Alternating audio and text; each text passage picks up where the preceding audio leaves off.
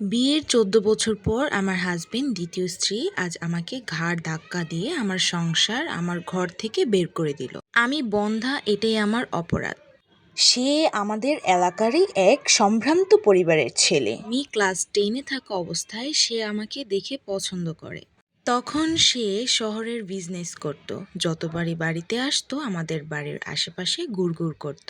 অনেক সময় স্কুলে যাওয়ার পথে দাঁড়িয়ে থাকতো, কিন্তু কখনো কিছু বলেনি। আমার এসএসসি পরীক্ষার পর আমার বাবার কাছে বিয়ের প্রস্তাব পাঠানো হলো, কিন্তু আমার বাবা কোনো মতেই রাজি নয়। বাবাও এক প্রকার বিজনেসম্যান।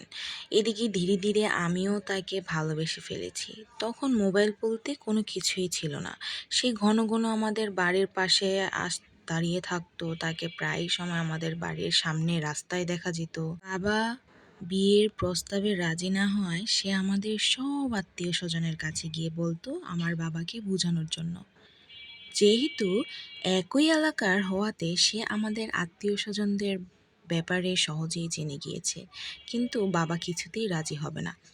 সে শেষে আমাদের বাড়িতে এসে বাবাকে অনেক অনুরোধ করে কান্না করে। বাবা বলে, ঠিক আছে, তোমার ফ্যামিলি পাঠিয়ে দিও। যথা সময়ে দুই ফ্যামিলি সম্মতিতে বিয়ে হয়। বিয়ের পর সে আমাকে গ্রাম থেকে শহরে নিয়ে আসে। যেহেতু তখন যোগাযোগ ব্যবস্থা এত সহজ ছিল না, আর সে অন্য শহরে বিজনেস করত, খুব সুখে দিন কেটে যাচ্ছে। সে সকালে বাইরে চলে যেত আর আমি তার জন্য অপেক্ষা করতাম।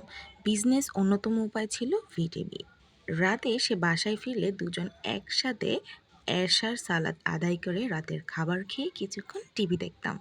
এটাই ছিল নিত্যদিনের রুটিন। কোনো কিছুর অভাব ছিল না, কিন্তু বিয়ের 5 বছরেও একটা বাচ্চার অভাব আমাকে ঘুরে ঘুরে খাচ্ছিল।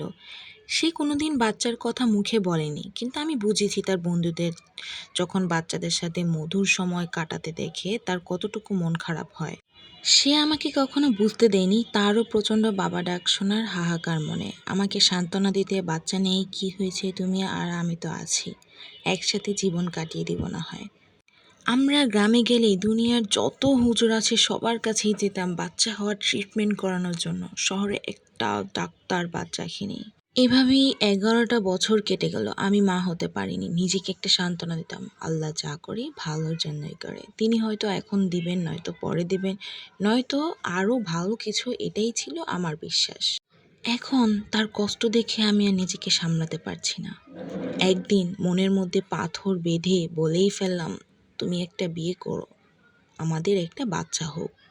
কেউ একজন তোমাকে বাবা ডাকবে, সে খুব রেগে যায়, বলে আমার বাচ্চা লাগবে না, তুমি থাকলেই চলবে। সেদিন থেকে প্রতিদিন আমি তাকে দ্বিতীয় বিয়ে করার জন্য চাপ দিতাম। প্রায় প্রতিদিন ঝগড়া হতো। আমি তাকে খুব ভালোবাসতাম।